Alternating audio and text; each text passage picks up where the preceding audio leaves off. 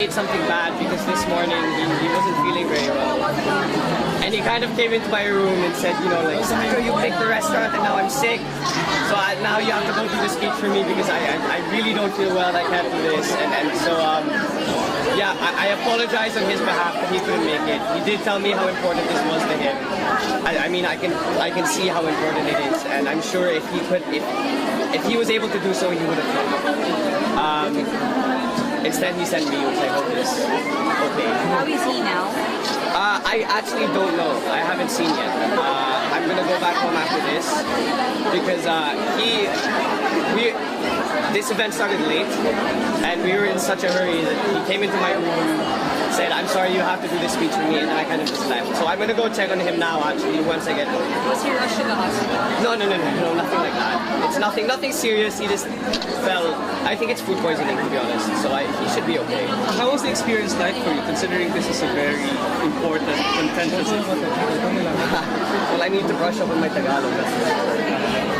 But it was definitely eye-opening, to say the least. I have never, or the last time I've only done that once before, and that was in 2010, I think. I was much younger then. But it was definitely an eye-opening experience to see, you know, what my father experiences, what he goes through every day. It's definitely a lot harder than it looks, and I realize that now. That's something you yourself would like to do. Is it a life like to live in the future? We'll see. Honestly, I actually answered a question inside earlier about that. When my dad was my age, he'd say the same thing, that he didn't know. There's so much that changes in your life that I can't really say what I'm going to do in the future. What do you think of political dynasties in this country?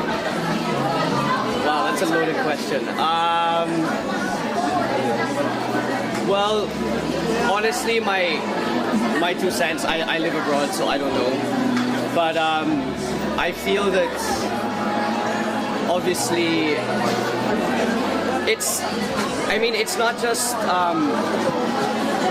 an exception in the Philippines, it is to other countries, in my opinion.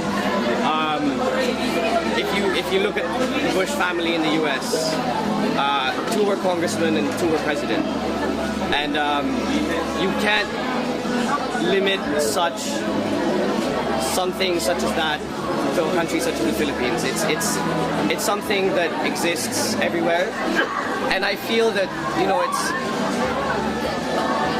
people first of all have the option to go into politics, and I feel like it's a natural progression when you have family members in politics, you are exposed to politics. So as a natural precursor to that, you end up in politics. I mean, I've been exposed, my father was exposed to politics since he was that tall, and I've been, since my dad was governor, I've always, you know, come with him to all his speeches, and I definitely feel that has sort of a deciding factor as to what one does in the future as a profession. But that's no exception to politics as it is in any other profession. If my father were a news journalist and I went with him on the job, I would probably become a news journalist. I just feel it's something that is natural rather than made. So is he grooming you? No, he's not. Okay. My dad has always been very vocal and supportive towards whatever I want to do in the future, and he has always said that, no matter what profession I pursue. You want to run for president? Obviously it's hard because I know that if he does, and if he does win, you know, that completely means that my life will change. And I don't know what those changes will be, but on the other hand, I support my father with whatever decision he makes. I wholeheartedly feel that. Are you ready for the same scenario if or when he decides to run in 2016 and he would need to represent your father in sorties and campaign rallies? It's something I've been doing since I was very young. So if he were to ask for me to do things such as that, I would be wholeheartedly prepared. Thank you.